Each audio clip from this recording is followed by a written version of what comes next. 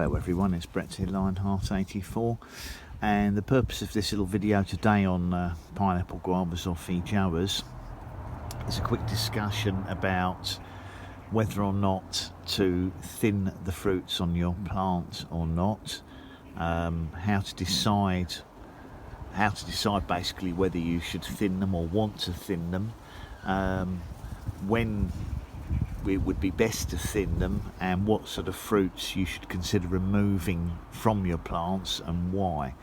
Now, one of the issues we have with our climate is we do tend to have a fairly short growing season compared to some of the places these grow. There are certainly parts of large areas of America that have a longer summer than ours and a hotter summer, and New Zealand, South America. So the fruits basically get a longer period of time in which to develop. So what I tend to do is, it will depend a lot on your plant, because obviously if you've got quite a large plant that's only got 3 or 4 fruits on it, even if they're all on the same stem, there's absolutely nothing to gain by thinning the fruits, because the excuse me, the fruits should all get to a reasonable size without any problems at all. This one's my mammoth plant we're looking at here.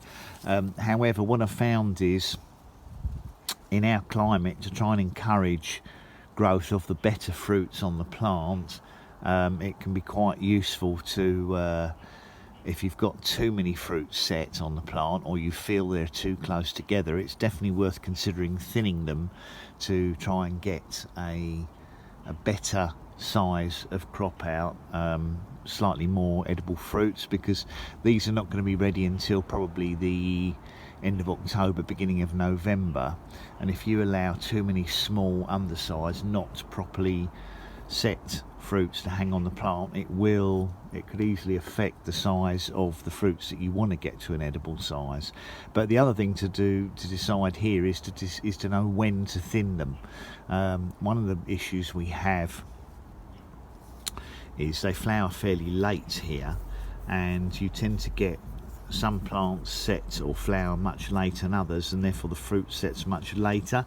So if we were to get to, say you're at the end of August, and all of your fruits look like this, you really don't want to be thinning them, because if you haven't got decent set fruits like that one, it may well be that these will still produce fruits for you. However, in the case of this plant, which was flowering quite well from, I think it was late June through into July, the earlier fruits have obviously set quite nicely now, like that one, whereas this fruit here, to be honest, looks like it's not set properly. There's no really worthwhile swelling behind the sepals, and again this fruit underneath here. Now, pineapple guavas have a habit of producing, let's see if we can show you another shoot here, they tend to produce fruits in clusters. You can have anything from a single fruit on a part of the stem to 2 pairs or even more. This one's actually got, this had quite a cluster of flowers. This has actually got 1, 2, 3, 4, 5. This has got 5 fruits all on the same stem. Now, the interesting thing is they're all a very decent size. So I actually would choose probably 1, 2, 3, 4, 5. It's actually got 6. Now, looking at these here, you can see these are all quite a consistent size, except this weedy looking one here, which is looking pale as well. So what I'm going to do is actually remove that one from this cluster. Now, you can snip it off with scissors or just pull it off with your fingernails, and I'm going to leave those 5 because they're all quite a decent size, and I think they'll get to be at least as big as eggs. Now, if we look at this stem down here, for example, you can see that this fruit is not as developed as the others, and there's 2 other smaller ones on here that, as far as I'm concerned, are not going to make it to an edible size. So I'm going to pull that one off and this one off, mainly because there's quite a decent amount of fruits on this plant. Probably better off to do it, I have got some scissors here. Let's just do this with scissors, because it's much easier if you have a little pair of thin scissors, as long as you don't take off the fruits you don't want to. Again, the stem above has got one decent one and one small, we normally call them runts on these. So again, I'd pull that one off and leave that one. Looking further around the plant, when you've got two decent sized fruits like this one, you can see two decent fruits, and again one runt there that's not swollen, it's not going to swell. So again, a little bit of care. I would take that off with your nails or a pair of scissors. And we lose that one, and that leaves two decent ones. Now this particular one here, I've got one particularly large fruit and one slightly deformed one, so I'm actually going to get my scissors in the case of this one, because one is way bigger, and I've got plenty of fruits on the plant. I'm going to take that one off as well. And going further up the plants, let's have a look at some of the others on here so you can see the choices. Two good sized plants, two good sized fruits on this stem. I'm going to leave both of those. If you get deformed fruits, let's have a look at this stem here. Now this stem here has got, again, there's 4 fruits on it. There's one there, one here and one here. There's another one behind it, but I noticed that the fruit is quite, the one behind it is deformed, so that this one here is not a good shape. So I would say that is unlikely to produce a decent fruit, so I would cut that one off as well personally. So I'm just going to do with the scissors very carefully. Lose that one.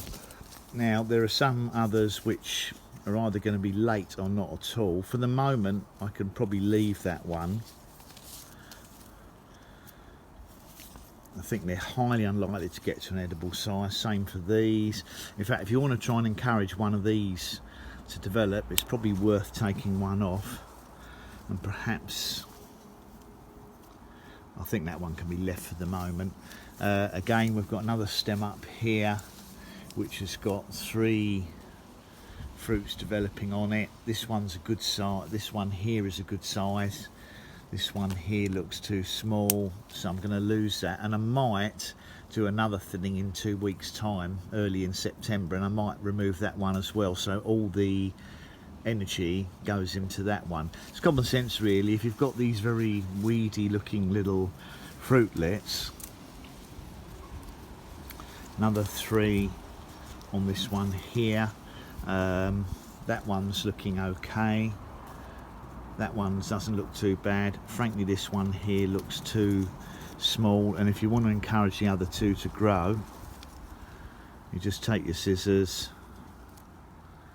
and pop that one off, and that will put the energy into these 2, which hopefully will make it.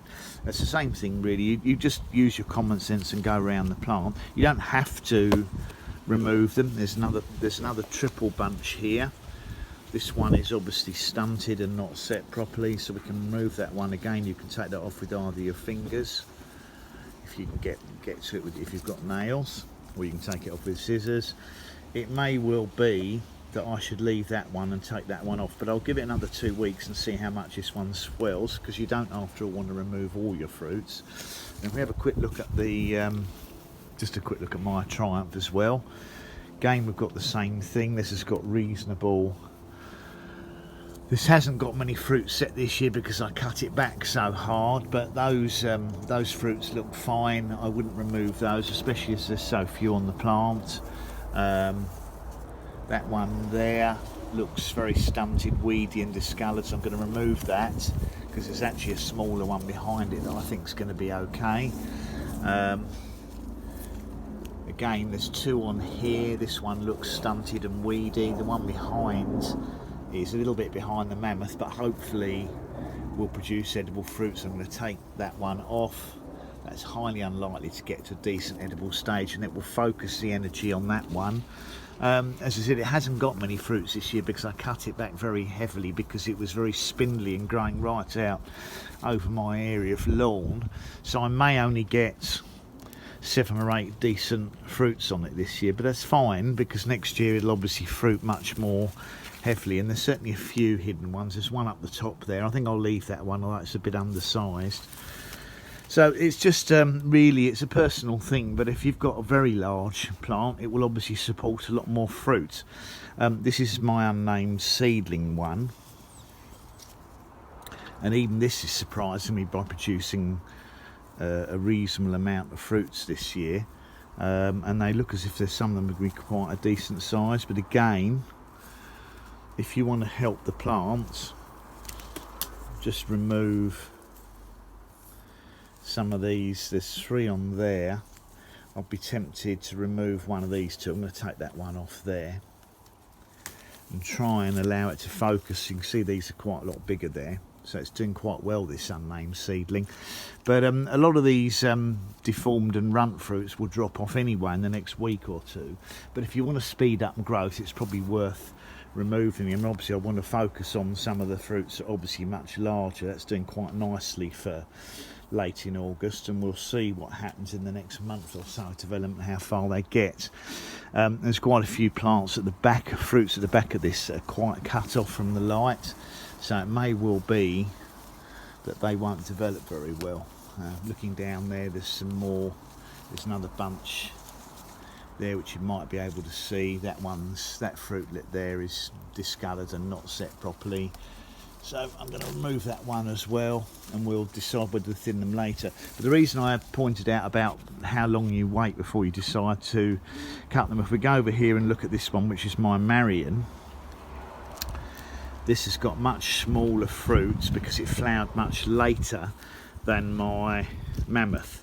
So I wouldn't want to be removing too many of these yet because it hasn't really had its natural fruit drop. But having said that, some of them are lots more weedy and runt-like than the others. I think this one here is going to develop probably 2 good fruits on that stem. 2 good fruits on that stem. I believe Marion is a much smaller variety, so even though it's a bit late, we should get fruits on them. But what I'll have to do on this one, definitely in September, if some of these fruits are not developing at all, I will probably remove more so it focuses. It's a smaller plant. I like it to focus on half a dozen decent fruit rather than trying to grow 12 small ones. So that was my video talking about whether or not you should or can decide to thin your pineapple guavas or feijoas. For me, it is a worthwhile exercise to try and encourage the development of the remaining fruits, but depending on when your plants are flowered and set fruit will have an effect on when you decide to do the thinning. I mean, in some cases, some plants here, they haven't had any fruit set at all, or maybe just 1 or 2 fruits for no apparent reason because I hand pollinated all of them. But sometimes when they've been repotted, it disturbs the plant and they just don't set fruit properly because they're taking time to recover.